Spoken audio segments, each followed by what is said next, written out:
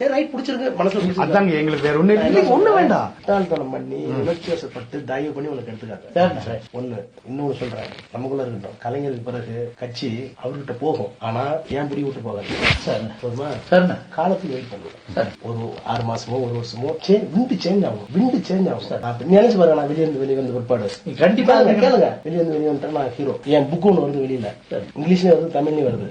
ஹிந்து ராம் படிச்சுட்டு மலைச்சு போயிட்டாரு. என்ன சார் இந்த வெளி வெளுத்துறீங்க? பிச்சை எடுக்கிறேன் எல்லாத்தையும். இல்ல பிரணாப் முகர்ஜி, சோனியா காந்தி, மன்மோகன் சிங், சிதம்பரத்தை எங்க பண்றேன் நான். அந்த புக் வந்து ஒரு பெரிய ஸ்டாம் ஆகும். அது வரைக்கும் நான் அடைக்க வாசிப்பேன். அதுக்கு பிறகு எனக்குன்னு ஒரு தனி அடையாளத்தை ஏற்படுத்துவேன் சார். எப்படின்னு கேளுங்க. வட மாவட்டங்கள்ல வன்னியர்கள் போடு, ஆனா சிவசங்கர் சொல்லுவான் நான் எப்படி ஆகணும் சார். சார் எங்க ஊர்ல எனக்கு ஜாதி கிடையாது. வன்னியர்லாம் என் ஃப்ரெண்டு, என் சொந்தக்கார மாதிரி. இந்த ஊருக்கு வந்தேன், கீழே கவுண்டர்கள். எந்த கவுண்டர் ஆச்சும் என்ன இசைன்னு பாக்குறானா, எல்லா கவுண்டர் அட்டென்ஷன் நிக்கிறாங்க. அப்போ ஜாதியை தாண்டி வெளியே வந்துட்டேன்னா அதுக்கு போதுமான காசு இருக்கா, போதுமான மூலம் இருக்கா? கலைஞர் போயிட்டா கனிமொழி தாக்கு ஸ்டாலின் பஞ்சாயத்து ஆகட்டும். இப்ப அவருதான் பெரிய பிரெயின் இருக்கா? டெல்லிக்கு போகும்போது அப்படி இங்கிலீஷ் குட்டிக்கு வர ஒண்ணு. இன்னொன்னு தங்கச்சி நம்ப மாட்டாரு. என்ன தங்கச்சி? கனிமொழி நம்ப உண்மையாது. கனிமொழி ஏத்துக்க மாட்டாரு சார். சேர்ந்து விடாது. என்ன வெளியே தர முடியாது. புரியுதா? என் கம்யூனிட்டி எழுத முடியாது, என் அறிவு வெளியே தர முடியாது, என்கிட்ட இருக்க வேற செல்வாக்கு தெரிய முடியாது, வேற லாக்ல நான் வச்சிருக்கேன். புரியுதா? நேரம் எனக்கே இப்ப சரியில்லை. கேளுங்க. இல்ல இவர்கிட்ட பேச முடியாது. இவர் போய் முட்டிக்கிட்டு திரும்பி வர்றாரு பாரு. நினைச்சிட்டு இருக்காரு எம்ஜிஆர் நினைச்சிட்டு இருக்காரு. தலைவர் பிறகுதான் ஒரு செட்பேக் வரும். எல்லா பிராமின் போட்டு அடிப்போம், எல்லா இந்து எக்ஸ்பிரஸ் எல்லாம் அடிப்போம் அவரை போட்டு. இப்பவே அப்படிதான் அடிச்சிட்டு இருக்காங்க.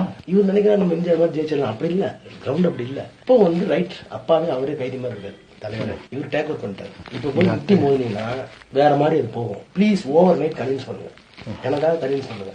வாங்க நம்ம போவோம், மூவ் பண்ண வேண்டிய இடத்துல மூவ் பண்ணுவோம். நான் உங்களுக்கு நான் எவ்வளவு கரெக்டா தான் சொல்றேன். உங்களுக்கு கிரீவன்ஸ் நியாயமானது, டோக்கடிங்க டோக்கடி. அதுதான் புத்திசாலித்தனம். ஒரு பிராமணனுக்கு நமக்குள்ள வித்தியாசம். நம்ம அறுவாலை தூக்கிறோம், அவன் அறுவாலை தூக்க மாட்டான். முடிச்சிருவாங்க சைலண்டா முடியும். நான் இப்ப வந்து பாக்குறதுக்கு கூட அர்த்தம் பார்த்த உடனே வேற ஏதாவது சொல்லுவாரு. வேண்டாம், எலெக்ஷன் முடிச்சு போனா இல்ல நீ இடையில வாங்க, நான் ஸ்பீக்கர் உள்ளே போட்டு நான் என்ன பேசணும் காமிக்கிறேன் சார். இன்னைக்கு நைட் கூட காமிக்கிறேன் சார். நான் மொழிமறவே இல்லை. ஸ்டாலின் போன போட்டு இன்னைக்கு என்ன நடந்தது, அங்க நியாயமானது, அவருக்கு பின்னாடி ஒரு குரூப் இருக்கு. ஒண்ணு சமாதானம் ஆயிட்டாரு. சமாதானம் உங்களுக்கு கட்டுப்பட்டு வேலை பாக்குறாரு. முபாரக்கோட சமாதானம் இல்ல. நீங்க சொல்லுங்க, தனியாள பண்றேன்னு சொல்லிருக்காரு. இந்த ஆபீஸ்க்கு இந்த 2 வாரம் இந்த 2 வாரத்துக்கு சொல்லிக்கிற போதும் சரி. தெரியாமா 10:30 மணிக்கு ஒரு கேம்பெயின் முடியும். சரிண்ணா. இந்த குரூப் திரும்ப வரும். என்ன நடந்ததுன்னு கேட்கறதுக்கு ஒரு கரெக்ட் விரட்டி விடுவேன்.